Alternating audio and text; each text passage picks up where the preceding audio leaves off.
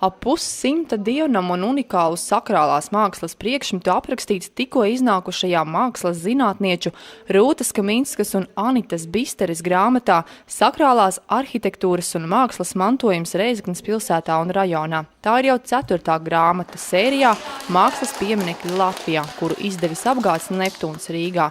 Šādā veidā tiek turpināts apgūt vērtības, kas veido Latvijas sakrālās arhitektūras un mākslas mantojumu. Mēs esam ārkārtīgi bagāti. Tas jau mums tā kā būtu skaidrs tiem, kas it kā mākslu ir studējuši, ja? Bet es baidos, ka šī Latvijas bagātība nevienmēr atklājas tā pati par sevi un uzreiz. Un šī sērija, kuras iniciatori arī ir Rūta Kaminska, domāta tādēļ, lai mums būtu iespēja iepazīt, lai mēs zinātu, kur meklēt šīs bagātības. Grāmatā apkopota informācija par Latgales vidienes dievnamiem, baznīcām un lūgšanu namiem, kas celti Rēzeknes un bijušā Rēzeknes rajona teritorijā.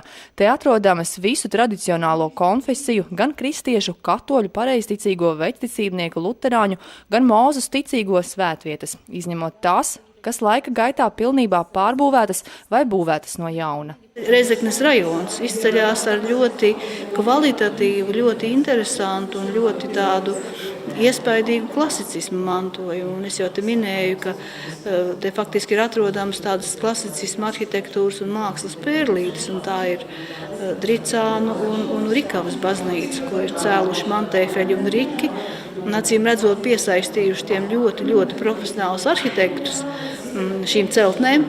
Un rezultātā ir ārkārtīgi interesantas un tādas ļoti proporcionāli veiksmīgi atrisinātas ēkas. Jāuzsver, ka tieši Rēzeknes rajons ir visbagātākais Latvijā ar sakrālajām celtnēm, kurām piešķirts kultūras pieminekļu status. Starp tām arī senajām unikālajām koka baznīcām Feimaņos, Pušā un Pilcenē. Ļoti vērtīgās baroka laika būvis, kas ir gan mūra baznīcas, kā Viļānos un Bērzgalē, gan arī koka baznīcas. Un te atkal, protams, jārunā par Pušu un Feimaņiem, kas ir vienkārši izcili pieminekļi, kur arī ļoti skaisti mākslas darbi atrodam. Gan glezniecība kā Pušā, gan arī tāda tēlniecība, ko mēs varam apskatīt Feimaņu baznīcas altārī un Ēģeļu prospektā.